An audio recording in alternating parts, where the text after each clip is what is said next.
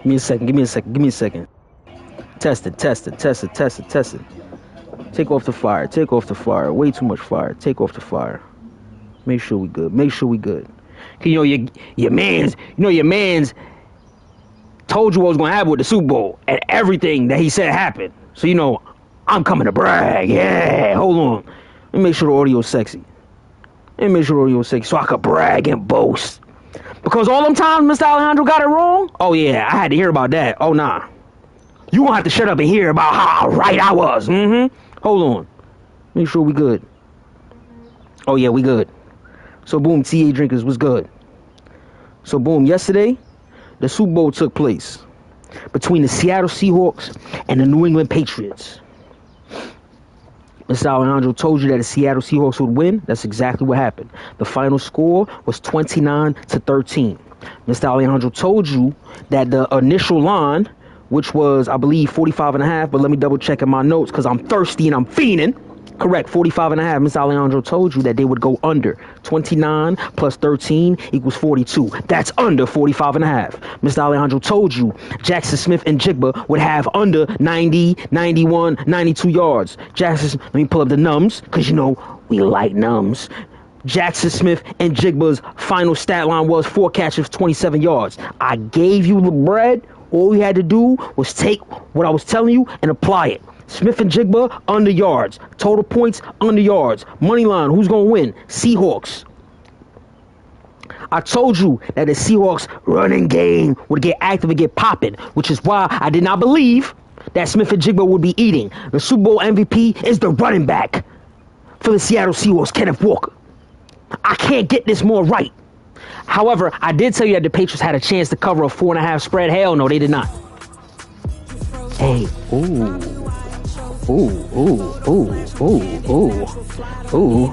Ooh.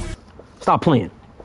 Stop playing. What else did? Well, let's go over more of this Super Bowl, because this was straight dominance by the Seattle Seahawks. Straight dominance. The Seattle Seahawks getting Super Bowl revenge against the New England Patriots for losing a Super Bowl against them years ago when it was Goat Brady basically stealing a Super Bowl away from them. Oh, I'm about to fight Luka. Basically stealing a Super Bowl from them. Hold on, by the way, I gotta brag. You see my red plate? Stop playing. You see my red plate? I'm a pilot. Y'all are soft. You out here with your bronze and your silver. Red gang, don't bang. What up? So boom, the Seahawks got some Super Bowl revenge because years ago the Patriots and Goat Brady stole a Super Bowl from the Seahawks when the worst play I've seen in Super Bowl history happened, which was a pass inside the 2-yard line. The Seahawks learned from this mistake. And again, who's the Super Bowl MVP? The running back. Because the running game excelled. The same way the running game excelled back in 2015 when it was Patriots Seahawks. And the running back, Marshawn Lynch, should have gotten the ball inside the 2-yard line after damn near carrying 2-3 people in the play prior for a 4-yard runabout. Had he gotten that run, he would have ran in a touchdown. Seahawks would have won a Super Bowl years ago. Seahawks learned from that mistake. It's okay to let the running back get Super Bowl MVP. It's okay to run the football. It's okay to have a quarterback be a game manager. It's okay. He don't need to be the star. Sam Darnold was mid yesterday. Sam Darnold was average yesterday. Sam Darnold was not fugazi, but he wasn't spectacular. And to be real with you, TA drinkers, even though the score was 29-13, the New England Patriots were still alive. The New England Patriots were still in that game when the score was 12-0. There were 2 turnovers in this game, both by the Patriots. If the Patriots don't turn that ball over when it's 12-0, which ends up becoming 19-0 after that, the Patriots were still in the game. You know why? Because the Patriots played goon defense. Remember, I explained to you how the Patriots could steal this win. The Patriots, shout out to their defense. They were spectacular. The Patriots offense was absolutely pathetic. Yesterday, what did I tell you? I said the Patriots offense has been anemic all playoff long. And I don't believe they're going to wake up tomorrow. Well, not tomorrow. It was the same day. And what happened yesterday? That offense put up a big fat bagel for 3 quarters. No points. And field position wise, the Seahawks were winning the field position game throughout. You know what I'm saying? By the way, Kenneth Walker, the Super Bowl MVP, 27 carries, 135 yards, 161 total yards from scrimmage, 2 catches for 26 yards. He had a touchdown that the refs took away from him. That was bad. And it was a good call. It was a holding. But the reason why I say that was bad, because I know a lot of people have bread on Kenneth Walker to score a touchdown. I did not. I don't play players. Even though I told you Smith-Njigba was going to go under. And I played his under. But if I play a player, I'm playing the under, because I don't trust none of these rug pulls, you feel me? But at the end of the day, Kenneth Walker did score a touchdown, and the referees did throw a flag and take that away. That did suck for anybody who did have some bread, you feel me? On that. Oh, shout out to my man's Teach. Yeah, what's good, Teach? What's good, boy? Long time no see, man. By the way, Teach, I don't know if you saw yesterday, before the Super Bowl, our Knicks cook up, beat down the Celtics, and the debut of Jose Alvarado, Grand Theft Alvarado. That was good to see him play yesterday, and apply some full court pressure, because over here on TA we love that goon defense, yeah.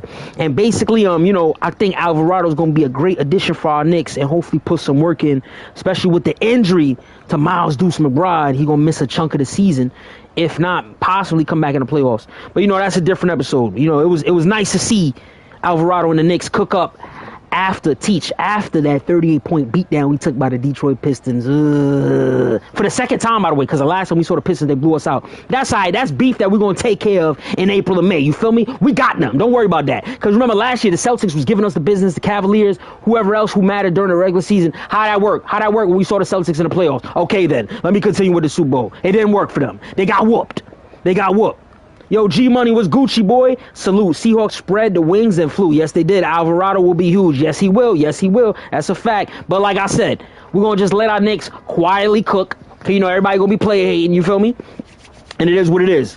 At the end of the day, Seahawks won this game, in my opinion, because of their defense. Kenneth Walker got Super Bowl MVP. But in my opinion, he should not have gotten Super Bowl MVP. The Super Bowl MVP should have been the Seattle Seahawks defense.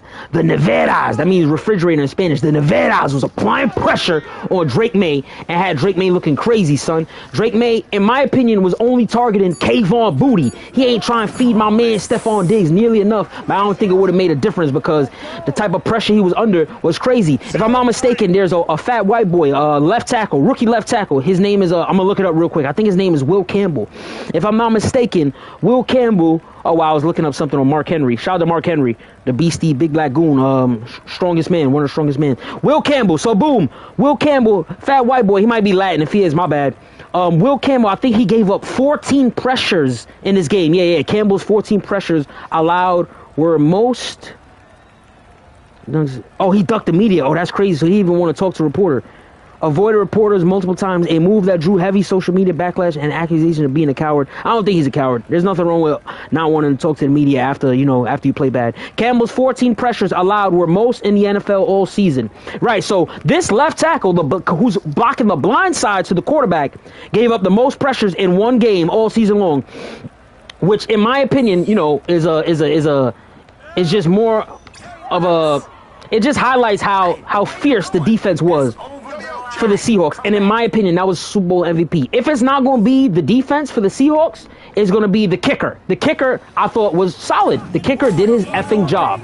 You know what it is. Ask the Baltimore Ravens right now, how would they feel if they had the Seattle Seahawks kicker and not the kicker that they got? Because the kicker that they got missed the kick that would have put them in the playoffs. And then the kicker that they had before, who was one of the best kickers in NFL history, he too busy trying to get whacked off by massaging women, and he lost a spot in the league. So that messed up that whole team. So having a kicker, a quality kicker matters. So shout out to the Seahawks kicker. By the way, another thing that I told y'all yesterday, what did I care about the most yesterday? What did I care about the most? Over 25.5 Seahawks points. Seahawks had 29. Talk to me, son. Talk to me. Talk to me today. Because I told you Smith-Njigba was going under. I told you the Seahawks points was going over. I told you the total points in the game was going under. Your boy came up, son. What's your bank account looking like? Because right now, Vegas is mad at me. Vegas is trying to block my sports book right now, son. Because I rug pulled them. Everybody else, my man's hit me up. I don't even want to say his name. Salute to him. He's like, oh, man, Diggs killed me, bro. And then Njigba killed me. And I told him before the game started, don't play those clowns. Don't play those gowns. I told him what was going to hit. He ain't want to listen to me. He had this 20-leg slip, and I was like, bruh, I know you trying to turn $5 into $1,000. Just stick with the basics. You know why? I always tell people this. They want to swing and hit a home run. You see this? This is 4. 1, 2, 3, 4.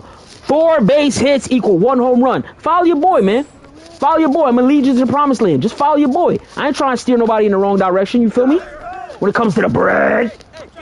Even though I did tell people historically I do be selling come Super Bowl. So go against me. But still, I gave y'all the goods and I explained to people why I thought what I thought yesterday. You feel me? So boom, G-Money was like, Seahawks defense was pressure cooking Maye. And Maye looked flustered and lost in the grandma sauce. Yeah, unfortunately, I do, G-Money, I do believe that the pressure that the Seahawks defense, the goon defense that the Seahawks applied on Drake Maye in the pocket, it did affect Drake Maye as the game went on, because I do believe that Drake Maye, in the fourth quarter specifically, when the score became 19-0, right? And there was a play by number 29 on the Seattle Seahawks. I'm going to pull up his name because I feel like he's a scumbag. Number 29 on the Seahawks had a play where he basically hit Stefon Diggs after the whistle, which is dirty. That should have been a flag.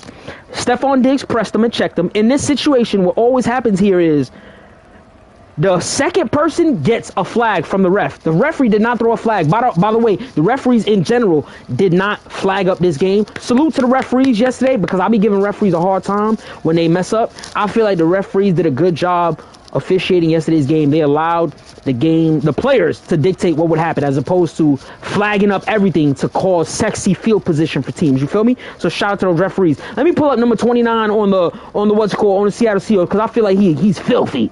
He's filthy.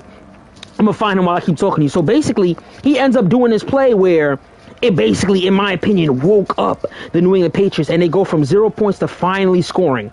They get their first score. I got him. Josh Jobe. I don't know if it's Jobe or Jobe. Josh Jobe, number 29 for the Seattle Seahawks. You're dirty. You're filthy. You're a scumbag. And that thug should have been ejected yesterday. You feel me? They should have ejected him when he pressed Stefon Diggs after the whistle. But the referees, who, like I said, they normally flag the second person who retaliates. They did not. They actually just gave it a no call. And Mike Vrabel was getting aggressive with that referee. It was a black referee. I think number 10 was that referee's jersey number. Number 10. He was getting buffed up crazy by Mike Vrabel. And at the time, the live TV was slurping up Drake Maye. I was like, yo, what happened with Vrabel? In fact, I wasn't even paying attention to Vrabel buffing up the ref. Somebody else who I was watching the Super Bowl with, it was like, yo, what's going on? What's going on? And then the TV finally showed why Vrabel was buffing. I was like, oh, snap. They should have ejected that thug, number 29. Anyway, shout out to the referees. They did a good job yesterday. But, so boom, it's 19-0. The Patriots get this dirty call that's not called. Boom, they finally score. Boom, boom. So now it's 19-7. They get 2 sexy plays, I think, by Mack Hollins, who, by the way, let's talk about Mack Hollins. Mack Hollins is a receiver for the New England Patriots. And I don't know if y'all saw yesterday. Well, I need some agüita, my bad. He showed up to the game looking crazy.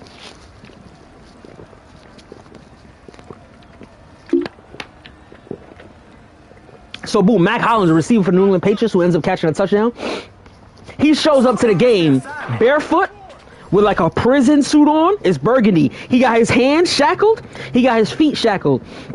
And he got like some aggressive COVID-19 mask. You feel me? Not the actual COVID-19 one, but I'm giving you, just a little example, like a Halloween scary mask over his mouth. I think it's like what's it called? I think that dude's name is Hannibal from the movie, or it may be a TV show or whatever. I think it's a movie. I remember Hannibal Lecter might be his name. Hannibal had what's it called? I'm trying to pull it up. I think Hannibal had like bit somebody's tongue off or something crazy.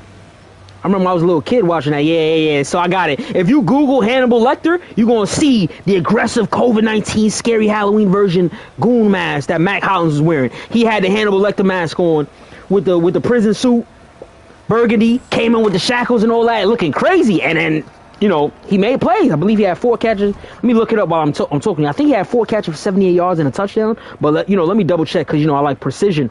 Numbers matter. The nums always matter because, there's bread on the line, bro. So, boom. 4 catches, 78 yards with a TD, Mack Hollins. And by the way, on the play that Mack Hollins scored, because I know a lot of people going to try and play a hate on my man Stefon Diggs, talking about he washed or whatever.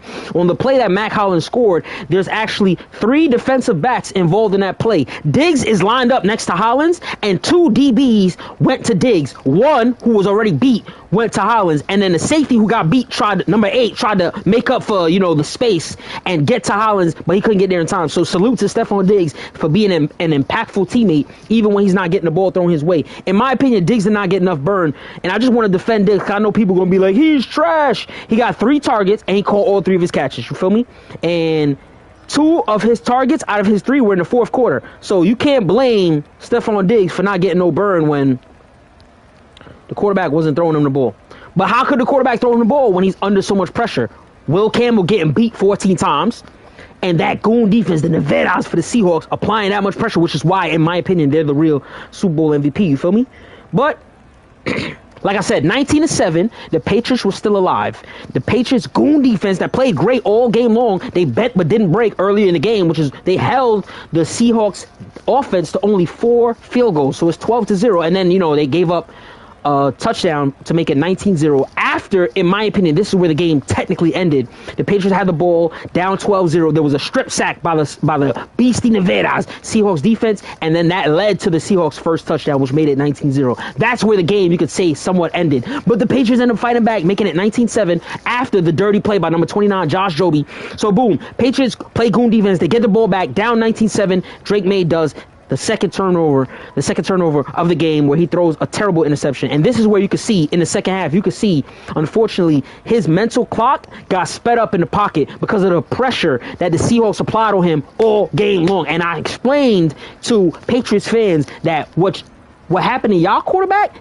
y'all needed to do to Sam Darnold, and y'all would have got what I believe is mistakes out of Sam Darnold. I do not believe Sam Darnold is an elite quarterback. I do believe he's overrated right now because he just helped his team win the Super Bowl. I don't think he's a bum. For example, they replaced Geno Smith with Sam Darnold. I don't think that Seahawks team, as great as they are, would have won the Super Bowl with Geno Smith. So you got to give Sam Darnold some form of credit. But at the same token, Luke is about to bust my behind. At the same token, I still don't believe in Sam Darnold the way that a lot of people are going to slurp him up now just because he's a Super Bowl champion. And I do believe that if the Patriots defense would have played while the Rams offense would have been the Patriots offense, I think that team would have beaten the Seattle Seahawks. I still don't believe that the Seahawks are the best team in the league this season, but that's okay. They don't got to be. You know why? They got the ring. They're the Super Bowl champions. You don't got to be the best team. I remember when my Giants won years ago against an undefeated Patriots team. They were not the best team, and it doesn't matter. If they played the Patriots again, they would lose, and it doesn't matter. All you got to do is win that one day. But in my opinion, the game was boring. It was low scoring, just like I informed you would be. And the real Super Bowl was the Rams versus Seahawks 2 weeks ago. That was a great game. Shout out to my boy Puka the Cool. He's one of my favorite players. So, boom, let me read what y'all was saying. My boy G Money was like, Jason Myers was karate kicking field goals. Yes, he was. 5 field goals and 2 extra points, 17 points for Myers. I think he should have won the Super Bowl MVP. Yeah. What's it called? If Kenneth Walker, the running back stat line wasn't sexy, yeah, I could have made an argument that kicker should have got that Super Bowl MVP because pressure bursts pipes. And you'll be surprised how many kickers will miss a quote-unquote chip shot when it comes to, these big type of games. Another thing I want to point out is Zach Charbonnet, the backup for the Seahawks, the backup running back, him being out and injured up allowed for Kenneth Walker to get more touches, to get more carries, to get more burn. And that helped put him in a position to win the Super Bowl MVP. If Charbonnet plays, that's less burn, less volume for Walker, and he probably ultimately does not get the MVP. At that point, they have to seriously consider the kicker or do what I'm telling y'all. The goon defense for the Seahawks won them this Super Bowl, point blank period. So in my opinion, I remember this is the 3rd Super Bowl I ever seen when I was a little kid. The first one was John Elway versus Brett Favre, yeah. The second one was my New York Giants getting absolutely blown out against the Baltimore Ravens. So your boy Em Alejandro learned at a young age how it feels to root for a team and, get aggressive disappointments. Aggressive. Because that was a blowout. Una paliza. The 3rd Super Bowl I ever seen was the Tampa Bay Buccaneers, top defense in the league that season, versus Jerry Rice and the Oakland Raiders, the top offense in the league that season. The Buccaneers, the goon defense, blew out the top offense, Jerry Rice and them. And the Tampa Bay Buccaneers defense won Super Bowl MVP. Now, if you do your Googles, it'll probably show up as one specific player. But I remember that game like the back of my hand because I used to play this game called NFL Fever, and I was feeked out back then. I still am. John Madden called that game. John Madden had this truck, right? He had this truck mid-game, and he put his Super Bowl MVP, he put every single defensive player on that truck. It was the defense that won him that game. Now, maybe Dexter Jackson, a DB for the Bucs, won Super Bowl MVP because he may have had a defensive touchdown. Maybe he had a pick six, or he scooped up a fumble, or maybe he scored twice. But I'm telling you, the pressure that the Seahawks put on the Patriots is Super Bowl MVP worthy. The Seahawks defense should have won the Super Bowl MVP. By the way, shout out to Leonard Williams. He's a former Giant. Shout out to my New York Giants. We're trash. It's okay. But Leonard Williams used to play for my Giants. He got traded to the Seattle Seahawks, and now he's a Super Bowl champion. So salute to you. Shout out to you. Ain't no beef, ain't no animosity coming from me. Because at the end of the day, I like seeing former players succeed. Former players who played on my team succeed. Like a Sam Darnold, who's currently a Super Bowl champion, used to play for my Jets, and he was terrible with the Jets, and the Jets are a terrible organization, and look at what happened. Now he's on a different team. He's playing better. He's developing. He's looking good. He's looking like the player that the Jets thought that they were drafting. So boom, my boy G Money was like, Darnold did more with less compared to Lamar Jackson, Josh Allen, and etc. Well, that I would disagree with you there. You know why? Because Lamar Jackson, him and his team were injured up. Lamar missed games, and that defense missed a lot of players. But Josh Allen, G-Money, flat out wet the bed. Josh Allen should have gone further in the playoffs this season. They wet the bed. With no Burrow in the way, with no Mahomes, with no Lamar in the way, the turnovers by Josh Allen against, I believe it's the Broncos, you can't make those turnovers.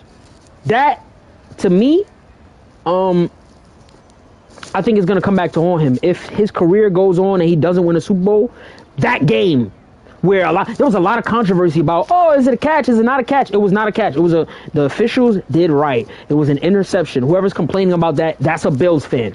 At the end of the day, when you catch the ball in the air and you go to the ground with the ball, you have to continue to hold on to the ball. But a lot of people are saying, hey, when the Bills receiver goes down with the ball, that play is supposed to be dead. No, that play is not supposed to be dead. You have to hold on to the ball after you hit the ground, because if the ball moves, it's an incomplete. So while the ball is moving, the defensive back snatched the ball from you. That means what? It's an interception. So Josh Allen had to take care of the football better. The Bills lost that game by 3 points, and the 3 points that cost them, if you watch that game, is the fumble that Josh Allen had at the end of the second quarter going into halftime. It's important for teams to either score or keep the ball away from the other team so that the other team doesn't score in the final 2 minutes of the second quarter. Josh Allen had a terrible fumble, which led to the Broncos scoring a field goal, which ultimately was the deciding points in that game. So Josh Allen, G-Money, wet the bed this year. But as far as what's it called, I don't agree with you. As far as Lamar Jackson, he did not wet the bed this year because of the injuries. The injury bugs was crazy. Even just look at how his team lost. Even with all the injuries, still Lamar Jackson at the end of the game stepped up and put together a sexy drive to put his team in a position to win, and still the kicker, rug pull, miss. Just like last year, Mark Andrews, rug pull, couldn't catch the ball when his job is to do what? Catch the ball. This year, the kicker couldn't do what? Kick. What's his assignment? Kick the ball. So, unfortunately, there were things outside of Lamar's control that affected the Baltimore Ravens this season. But it's all right. We're going to see what's up with Lamar and them moving forward. My boy G-Money was like, Myers should have won MVP, in my opinion. I can't even knock that opinion, because the kicker was very good. Mike Macdonald is now a championship head coach and push the right buttons. Boom, I want to talk about this Mike Macdonald. So boom, first things first, I'm gonna keep it all the way 100 with you. You feel me? Because you know how I do. I don't like being a phony baloney. I did not know that Mike Macdonald was the coach for the Seattle Seahawks. Say word, bro. This year, I thought it was his first year coaching. It's not. I thought Pete Carroll just got fired and was just started coaching the Las Vegas Raiders. No, this thing been happening. You feel me? So salute to this head coach for the Seahawks for putting in work. But here's who I really want to slurp up. Pause, no puffy. Here's who I want to show some love to. Hold on, I got his name. Hold on. Yeah, I got it right here. I want to show some love for the general manager of the Seattle Seahawks, John Schneider. Yeah, you know why? I'm going to tell you why. Because John Schneider, he built the team that won the Super Bowl years ago against the Denver Broncos and was competitive for mad years with the Legion of Boom, with Beast Mode, Marshawn Lynch, with Russell Wilson. He built that team. He kept his job. He never got fired. He kept a good rapport with the ownerships. They never fired him. And they allowed him to retool and rebuild, be mid, be whack for a few seasons, and ultimately build what he built today, which is another Super Bowl winning team with a different goon defense.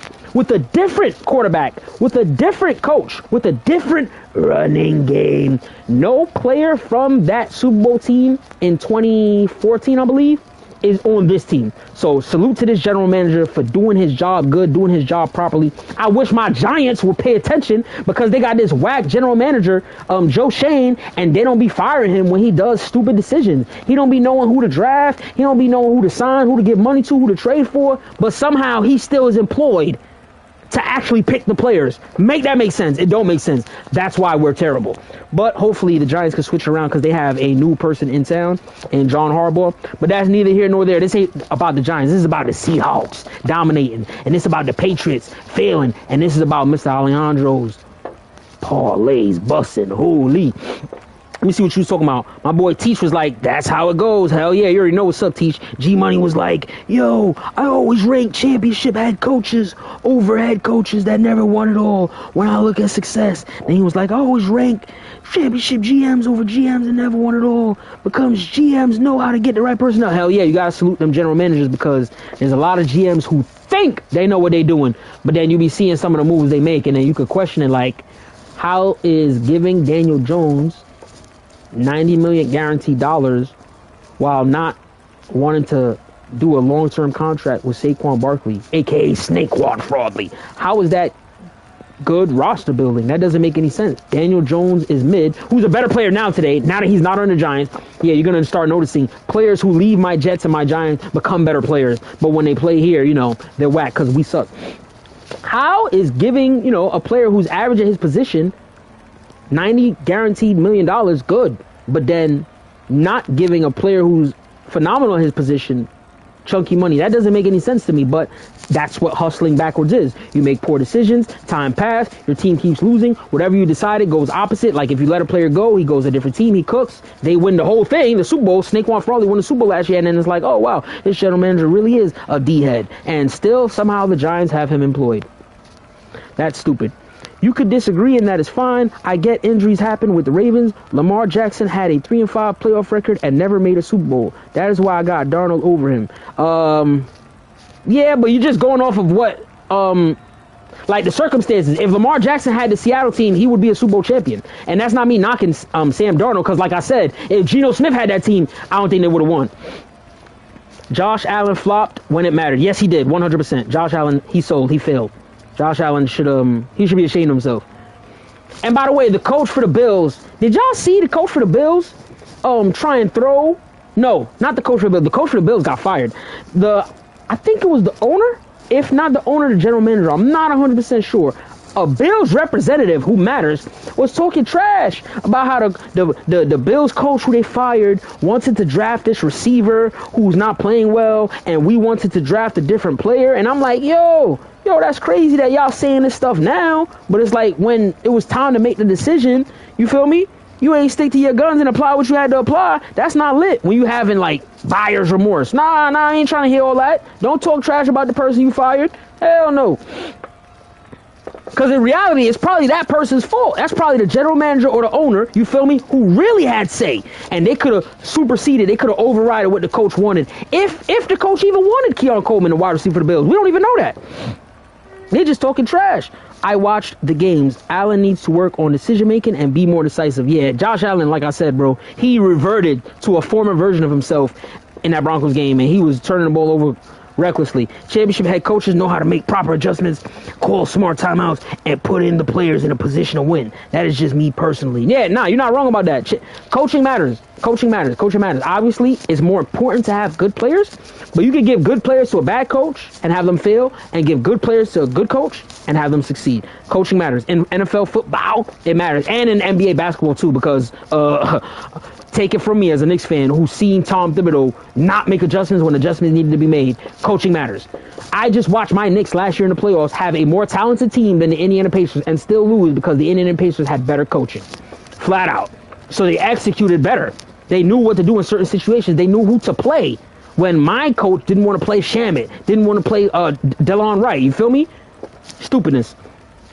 Jaxson was amazing against the Steelers. I agree and understand that. Yeah. He turned up against the Steelers.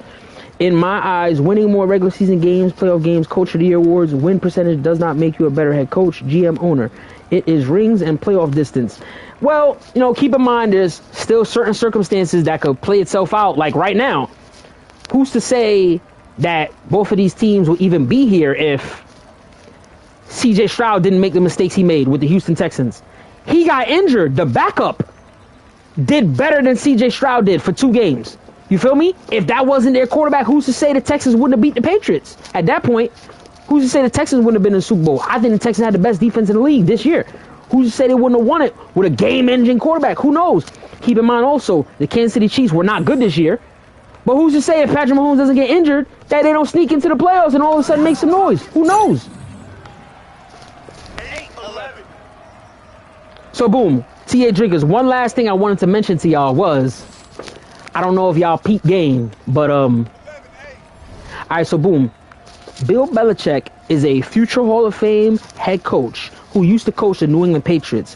I don't know if y'all saw this, but recently he was at a college basketball game, okay? And basically, Bill Belichick was wearing a shirt.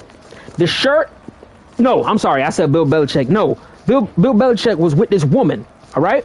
This woman was wearing a shirt, and the shirt was a representation of the spa that the Patriots owner, Robert Kraft, got jammed up at. He got jammed up at some spa, got arrested, some crazy stuff, some sex sting, sex trafficking, whatever happened, you know.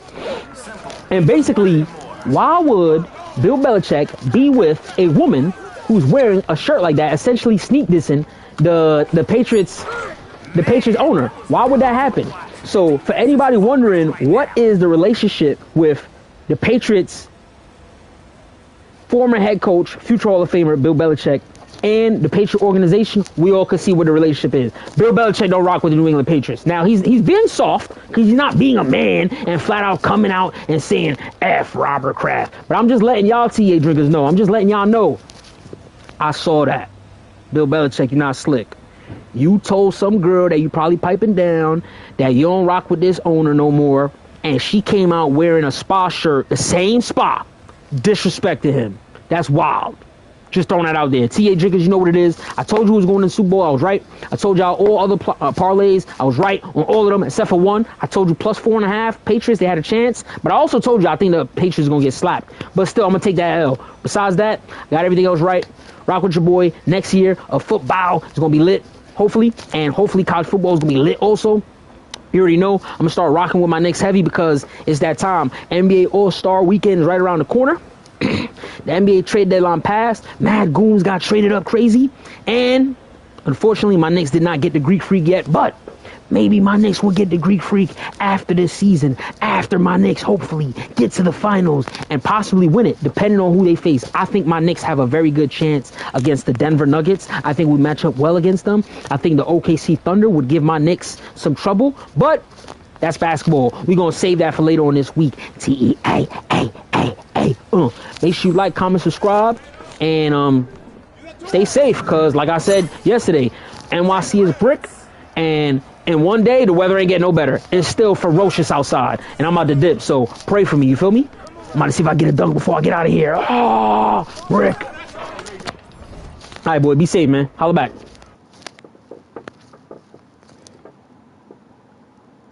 Hell yeah, I see you, G-Money. You damn right. I was super right. Yeah, let them know, G-Money. You know why, G-Money? When I be getting it wrong, they be talking trash to me. You feel me? They be talking trash to me when I be getting it wrong. So when I get it right, make sure y'all loud and proud when I get it right. Don't be trying to beat me down when I'm wrong. You feel me? I'm not even trying to be wrong and strong. When I be getting it wrong, I be keeping it 100. Yo, I was 100% wrong. I got it 100% right now. Talk to me. Talk to me. You feel me? Yeah. T-E-A-A-A-A.